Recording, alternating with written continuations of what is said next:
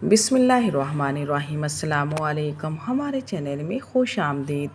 मैंने सुना था कि खूबसूरती इंसान की कदर व कीमत को बढ़ा देती है, मगर मेरी खूबसूरती ने मुझे जिस अजियत और अजाब से दो चार किया वो मेरे लिए नाकाबिले फरामोश है। मैं चाहकर भी अपने दिलो दिमाग से वो सब नहीं मिटा सकती जो मुझे सहना पड़ा। इन सब की ज़िम्मेदार सिर्फ मेरी माँ थी। मैं सोचती हूँ कि माएँ ऐसी कैसे हो सकती हैं, मगर फिर अपना अंजाम देखती हूँ तो मुझे समझ आ जाता है कि हर इंसान अपना मफाद और मतलब में अपनी हद को पार कर सकता है, और ऐसा ही मेरी माँ ने किया। काश वो ऐसा ना करती तो मेरे साथ वो सब ना होता। मेरा नाम रोशनी है, ये नाम मुझे मेरी माँ ने दिया था। मैं बचपन से ही बहुत खूबसूरत थी। मेरा रंग ऐसे चमकता था जैसे सूरज की रोशनी होती है। इसी वजह से अम्मा ने मेरा नाम रोशनी रखा। मेरी अम्मा अब्बा गांव के रहने वाले थे। अब्बा किसी की दुकान पर दर्जी का काम करते थे। तनख्वाह बहुत कम थी, मुश्किल से ही गुजारा होता था। जब अब्बा और अम्मा की शादी हुई तो अब्बा ने घर में भी कपड़े सीना शुरू कर दिए। उन्होंने पैसे जमा करके बड़ी मुश्किल से सिलाई मशीन और कुछ सामान खरीदा था, लेकिन अब्बा के घर में काम करने शुरू करने के बाद घर का खर्चा आसानी से निकलने लगा। कुछ मेरी अम्मा के शुगर पान ने अब्बा की ज़िंदगी और हालात संवार दिए। शादी के 1 साल के अंदर ही अंदर घर की शक्ल बदलने लगी। अब्बा अम्मा के अलावा घर में दादी दादा और अब्बा की एक बहन थी, लेकिन घर में कोई सहूलत आरामदा सामान नहीं था। अम्मा के आने के बाद 1 साल के अरसे में घर में फ्रिज और वाशिंग मशीन आ चुकी थी, और अम्मा बचत करके कमेटियाँ डालती थी, जिससे इनका इरादा था कि वो पुप्पो की शादी में सामान बना लेंगे। उन्होंने कहा कि ऐसा पुप्पो की शादी और मेरी अम्मा की शादी के 1 साल बाद हुई। अम्मा ने जो 2 कमेटियाँ डाली थी, इनसे पुप्पो का जहेज़ और शादी का खर्चा पूरा हुआ। अम्मा के सुगड़पन और समझदारी से मेरे दादा दादी अब्बा बहुत खुश थे। अम्मा ने ना सिर्फ ससुराल में अपनी जगह बनाई थी, बल्कि ससुराल वालों के दिल भी जीत लिए थे। पुप्पो की शादी के बाद कुछ अरसे में दादा का इंतकाल हो गया। अब घर में सिर्फ 3 अफराद थे। अब्बा की मेहनत रंग लाने के जब अम्मा की समझदारी ने घर को जन्नत बनाया। घर में आस्ता आस्ता ज़रूरत की हर चीज़ तो आ जाती। सिर्फ कमी थी तो अम्मा अब्बा की ज़िंदगी में औलाद की थी, जो शादी के 3 साल मुकम्मल होने तक इनको नसीब ना हुई। लेकिन अम्मा अब्बा और दादी बिल्कुल भी नाउम्मीद नहीं थे। पुप्पो के यहाँ एक बेटा था और अम्मा की गोद सुनी थी, मगर अम्मा को यकीन था कि अल्लाह जल्द ही अम्मा को गोद भर देगा। और फिर शादी के 3.5 साल बाद अम्मा का यकीन पूरा हुआ। अम्मा उम्मीद से हुई तो अब्बा ने अम्मा को हथेली का छाला बनाकर रखा। अम्मा को खुराक और आराम का पूरा ख्याल रखते थे, यहाँ तक कि दादी ने भी एक माँ की तरह अपनी बहू का ख्याल रखा। फिर अम्मा अब्बा के आंगन में बेटी जैसी रहमत नाजल हुई तो अब्बा शुक्र से सजदे में गिर गए। अम्मा भी बहुत खुश थी और दादी तो कुर्बान हुई जा रही थी। फिर पैदाइश पर पुप्पो भी आई और बहुत सारे तवाइफ लाई थी। हमारे आंगन में खुशियाँ ही खुशियाँ थी, मगर अम्मा अब्बा ये नहीं जानते थे कि इनकी ये खुशियाँ आर्जी हैं। कुछ यूँ कि जब मैं 6 माह की हुई तो एक दिन अचानक अम्मा की तबीयत ख़राब हो गई। अम्मा को चक्कर आने लगे और अम्मा बेहोश हो गई। अब्बा घबरा गए और अम्मा को अस्पताल लेकर गए। डॉक्टर ने कुछ टेस्ट लिख कर दिए और जब रिपोर्ट आई तो अब्बा के पैरों तले से ज़मीन निकल गई। अम्मा को ब्लड कैंसर था। ये इतनी बड़ी बीमारी थी, इसे लड़ना किसी भी सूरत में मुमकिन नहीं था। इसके बावजूद अब्बा ने अम्मा का इलाज शुरू कर दिया, मगर गांव के सरकारी हॉस्पिटल में ज़्यादा सहूलतें नहीं थी। फिर अब्बा अम्मा को शहर ले गए। अब्बा ने 6 महीने अम्मा का इलाज करवाया, मगर बेहतरी नहीं आ रही थी, इसीलिए अम्मा को शहर ले जाना पड़ा।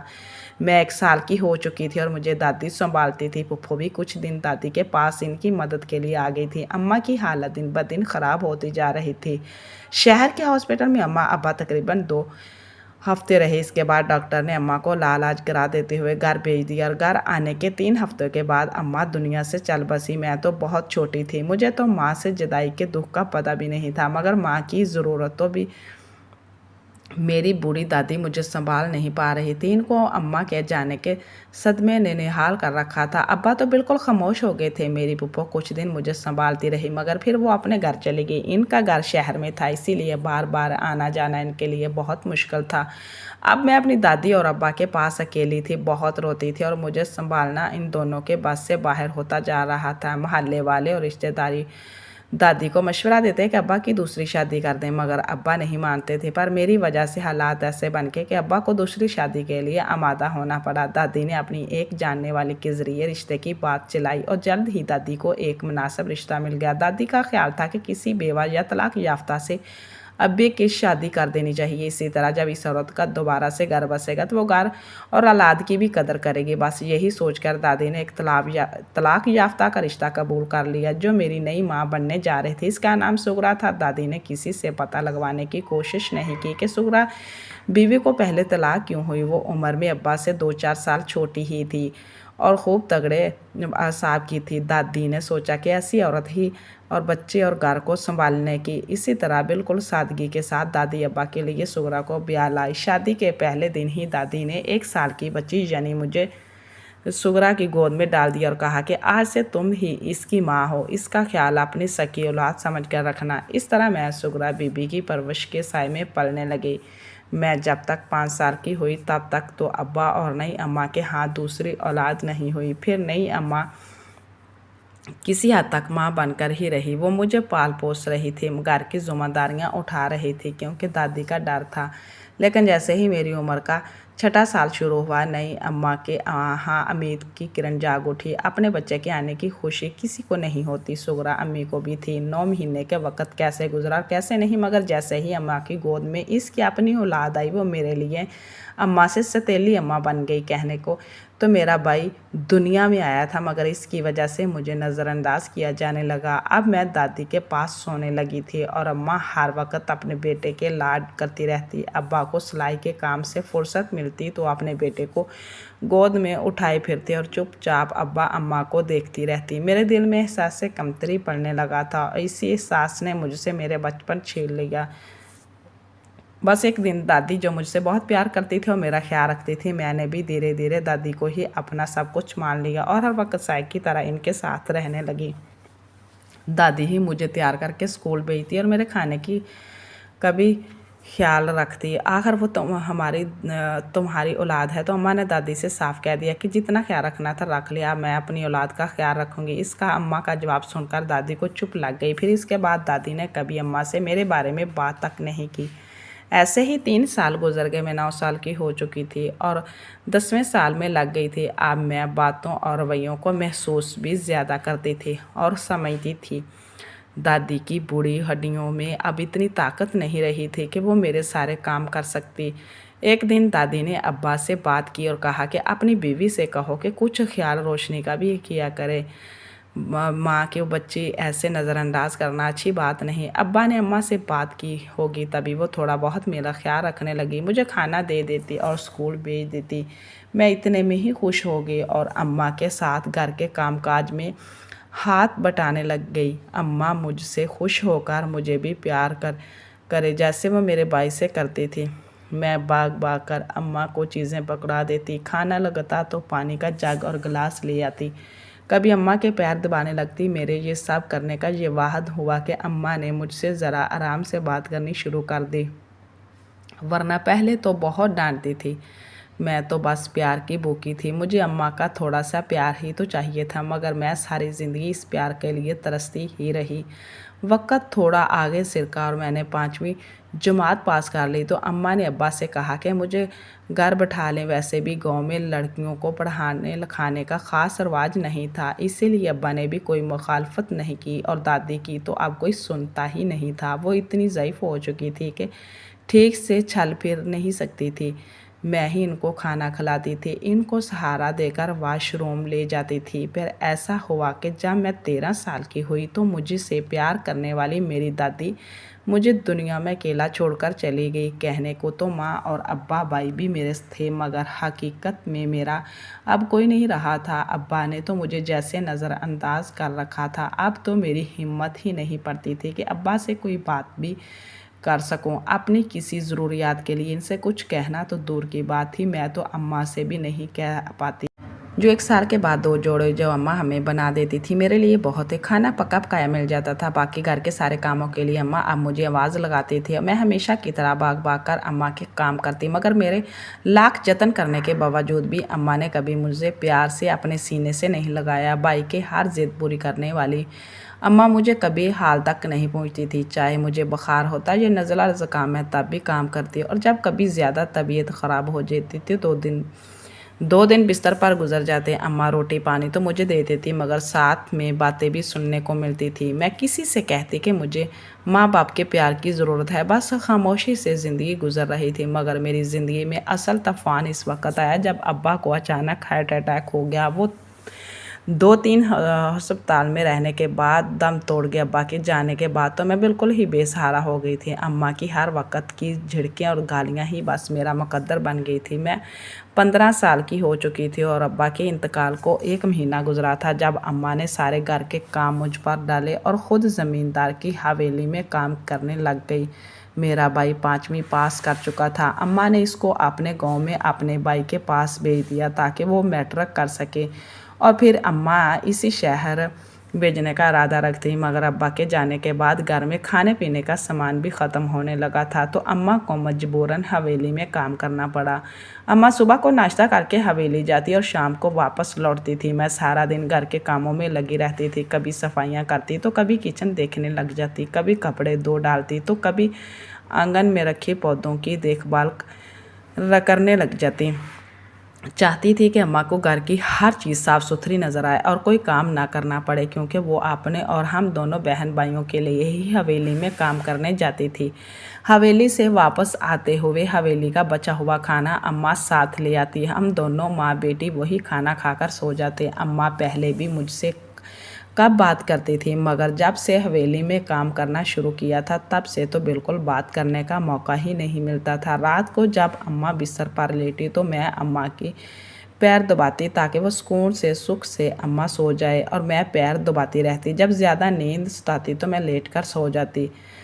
पैसे अम्मा संभाल कर रख देती। कुछ पैसों की एक छोटी सी कमेटी डाल दी थी ताकि भाई की पढ़ाई में काम आ सकें। खाने पीने के लिए बचा हुआ खाना अम्मा ले आती थी। इसमें से जो बच जाता वो अगले दिन दोपहर को मैं खा लिया करती थी क्योंकि अम्मा कहती थी कि अगर घर में खाना पकाएंगे तो सारे पैसे इसमें लग जाया करेंगे। मैं तो पहले ही अम्मा की हर बात को हुक्म समझती थी। ऐसे ही अम्मा की हवेली में काम करते हुए 6 माह गुजर गए थे। जब बड़े ज़मींदार का इंतकाल जब हुआ तो हवेली में काम बढ़ जाने की वजह से अम्मा मुझे भी अपने साथ हवेली ले गई।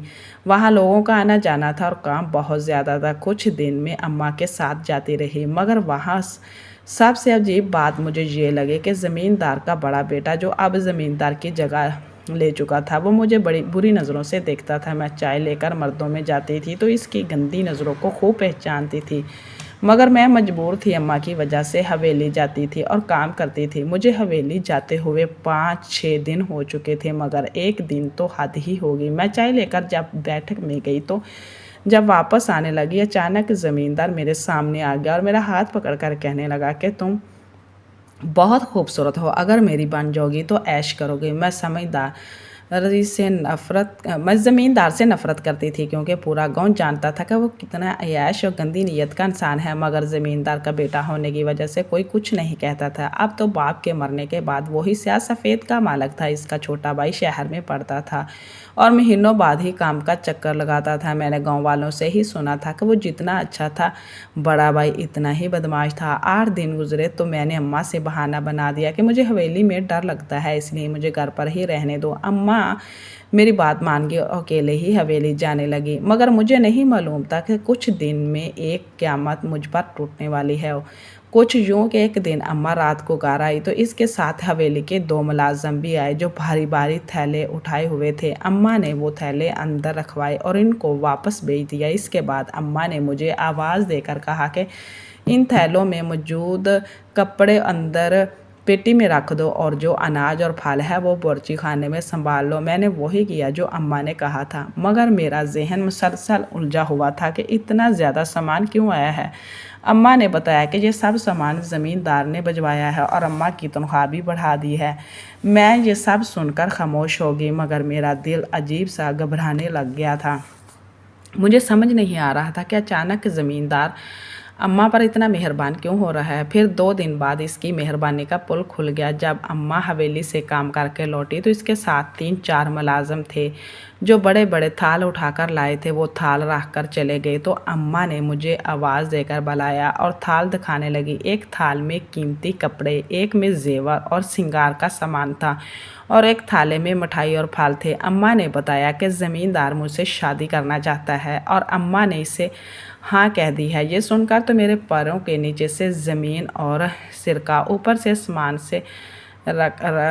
सिरका था। मगर ये फैसला अम्मा का था। मैं ना चाहते हुए भी कुछ ना बोल सकी। अगले दिन ही मेरा निकाह हवेली ले जाकर ज़मींदार से करा दिया गया। हवेली में ज़मींदार के अलावा और कोई नहीं रहता था, क्योंकि छोटा भाई तो शहर में पढ़ता था और वो सालों से शहर में ही रहता था और माँ बाप मर चुके थे। मेरी शादी ज़बरदस्ती ज़मींदार से की गई थी। मैं सारा दिन रोती रहती, मगर कुछ फ़ायदा ना हुआ। जब रात को ज़मींदार ने मुझे ये बताया कि इसने मेरी माँ को एक मोटी रकम दी है और हर महीने इसे पैसे देने का वादा किया है ताकि वो हवेली में काम करने पर ना आए। तो ये सब सुनकर मैंने अपने लब सी ली और अपने आंसू भी अपने अंदर ही उतार लिए थे। ज़मींदार वो इंसान था जिसे आयशी के अलावा कुछ आता ही नहीं था। मुझे तो हवेली में आने के बाद पता चला था कि वो पहले से शादीशुदा था। इसकी पहली बीवी भी मेरी तरह ही कमसन थी जब इसकी नाकामी आई थी और अब इसकी रोशनी दूसरी शादी 4 साल गुजर गए थे, जहाँ करके इसका कोई औलाद नहीं थी। वो भी ज़मींदार को पसंद नहीं करती थी और मजबूरन में जहाँ रहती थी। मगर ज़मींदार ने इसके साथ बहुत बुरा किया कि मेरे जाने के 10 दिन के बाद इसे तलाक देकर हवेली से निकाल दिया।